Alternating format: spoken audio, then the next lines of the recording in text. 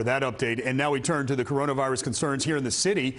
As the cases continue to grow, the state now stepping in to take some action, and that includes rolling back reopening. Starting tomorrow, public and private schools will be closed in the city's 9 hotspot zip codes.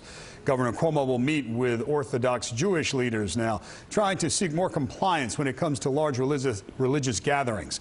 And he says the state will take over enforcement. News 4's Andrew Siff covering it as always. He's in Midwood. Andrew. David, the governor and the mayor are not exactly on the same page on this issue. With regard to closing non-essential businesses in these zip codes, the mayor wants that done on Wednesday. The governor said the city doesn't have a good enough geographic rationale for that, so they're still talking. And when it comes to the schools, the mayor wanted that done on Wednesday. The governor said schools like the one behind me here shut down tomorrow. After school today, third grader Victor Train scooted home.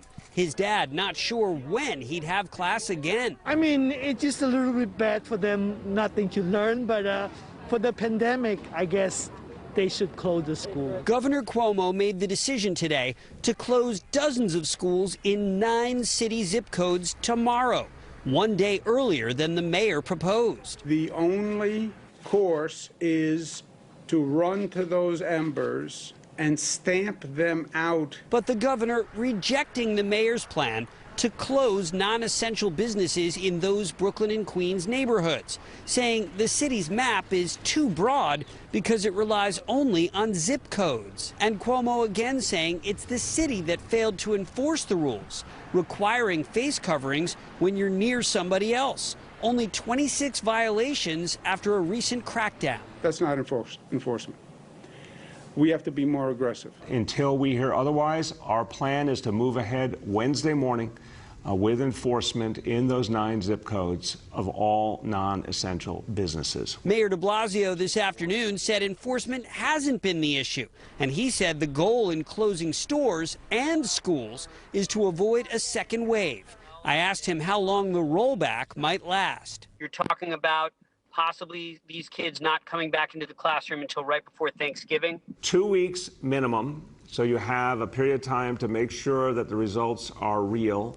And if you see one of these neighborhoods go under 3% for 7 consecutive days, that's a really clear indicator. Great, we can move out of the restrictions. For teachers in the hotspot neighborhoods, the seesaw start to the year means it's once again work from home until further notice. We feel that safety precedes learning, and our community was concerned this morning.